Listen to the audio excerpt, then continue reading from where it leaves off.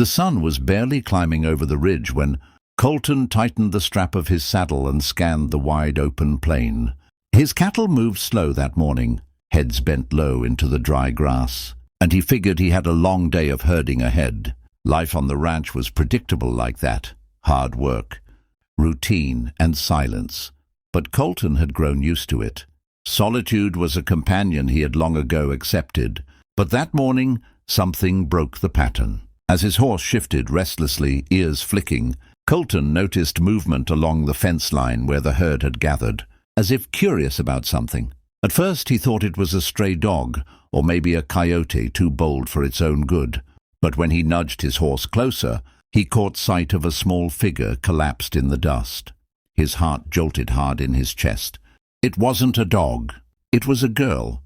She couldn't have been more than 17 or 18, her clothes torn and filthy, her hair tangled like she hadn't felt a brush in months. She lay curled near the fence post, thin arms hugging her ribs, as if every ounce of strength she had left was spent just trying to stay alive. For a moment Colton just stared, his mouth gone dry. He had seen lost calves, dying animals, even the harshness of winter storms claiming the weak. But nothing struck him like the sight of this frail human being dropped into his world of dust and cattle. He swung down from his horse and crouched low, the gravel crunching under his boots. "Miss, you hear me?" he called softly, cautious not to spook her. Her eyelids fluttered, but she didn't answer, only a weak breath escaping her cracked lips. Colton's stomach twisted. He slipped an arm under her shoulders, lifting her light frame as if she were nothing but air. She smelled of dirt and hunger, of someone who had been wandering too long without help. He glanced at his horse, then back at the house sitting like a dot against the horizon. "Hang on," he whispered, more to himself than to her. "I've got you." He set her across the saddle and swung up behind, holding her steady as he urged the horse into a fast trot. Dust trailed behind them, and the girl's head leaned against his chest with the weight of surrender. By the time he reached the porch, his pulse was racing as if he had ridden 100 miles. He carried her inside, past the worn boots and coats hanging by the door, laying her gently on the old leather couch.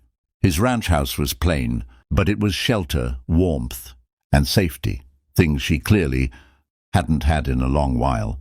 He hurried to the kitchen, filled a glass of water, and brought it back kneeling beside her. "Here, easy now," he coaxed, tipping the rim to her lips. She coughed at first, then swallowed greedily, drops running down her chin. Her hands trembled as they rose to steady the glass, but she drank like someone who hadn't seen water in days. "That's it," Colton murmured, relief washing through him. "You're safe now, just take it slow."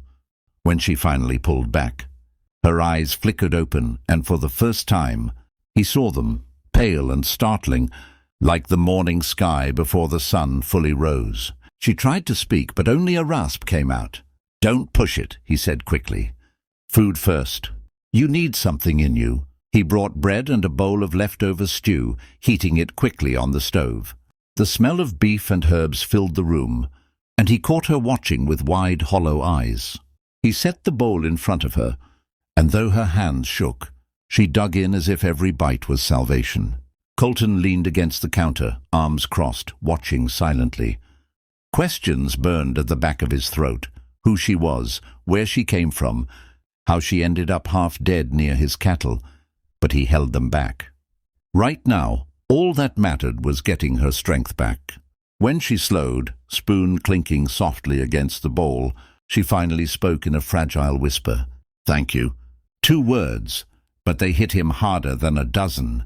Colton nodded once. No need. Anyone would have done the same. But deep down he knew not everyone would. The prairie was wide and merciless, and plenty of folks would have ridden past a stranger rather than invite trouble. He wasn't sure why he didn't, only that leaving her there had never been an option. For the first time in years, his ranch didn't feel so quiet anymore. The days that followed were unlike anything Colton had ever known. The girl, who finally told him her name was Eliza, moved through his home like a shadow, learning to breathe again. At first she barely spoke, her voice hoarse from weeks of silence and starvation.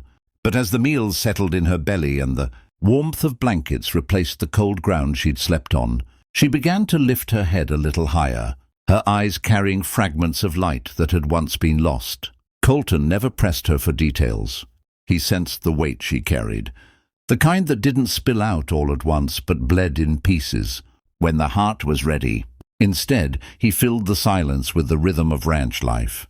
The clatter of pails in the morning, the low rumble of cattle out in the pasture, the creak of saddle leather when he rode out before dawn. And little by little, Eliza began to step into that rhythm with him. One morning, Colton found her out on the porch, watching as the sunrise stretched across the plains. Her hair, now clean, caught the light like strands of gold hidden beneath the dust. She didn't notice him at first, her gaze fixed on the horizon as though she was afraid. The world might snatch it away if she blinked. "Coffee's hot," he said gently, holding out a steaming cup. She startled, then smiled faintly, her hands wrapping around the mug. "Thank you."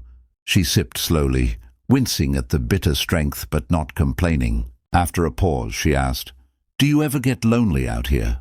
Colton leaned against the railing, considering the question. The truth was, yes, loneliness had been his only constant for years, but he shrugged. "Used to it, I guess. The cattle don't talk back much, but they keep me busy." Eliza's lips curved in the smallest smile, but her eyes darkened. "I know something about being alone," she whispered, almost too soft for him to hear.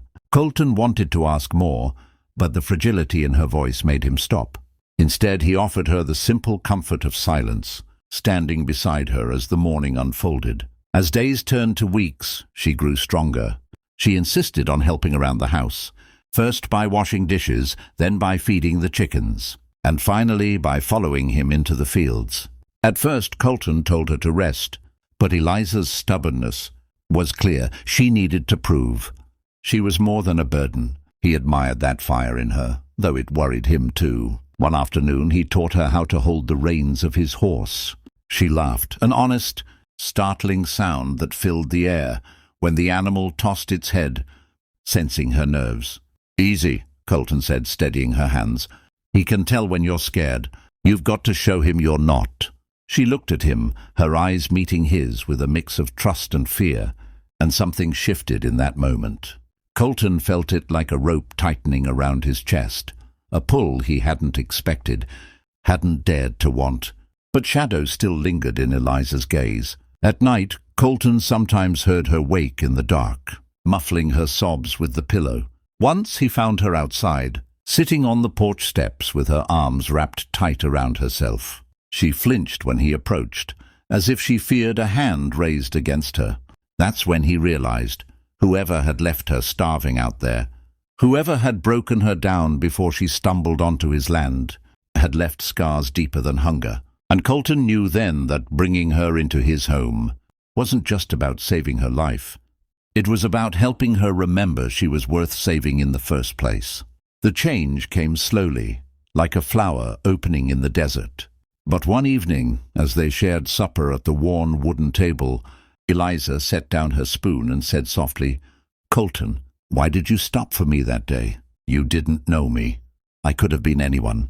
Colton looked at her across the lamplight, his weathered face calm but steady. "Didn't matter who you were. You needed help. That was enough." She studied him, as though trying to see through the walls he kept around his heart. "And now?" she asked, her voice trembling but brave. "What am I to you now?" Colton's chest tightened. He wasn't a man of fancy words, but he also wasn't one to lie. He leaned forward, his voice low and certain. "Now? You're the reason this place doesn't feel empty anymore." Eliza's breath caught, her eyes glistening. For the first time since he found her, she didn't look like someone running from the world. She looked like someone daring to believe in tomorrow. And though neither of them said the word, both felt it settling between them like a promise. Forever might just begin here.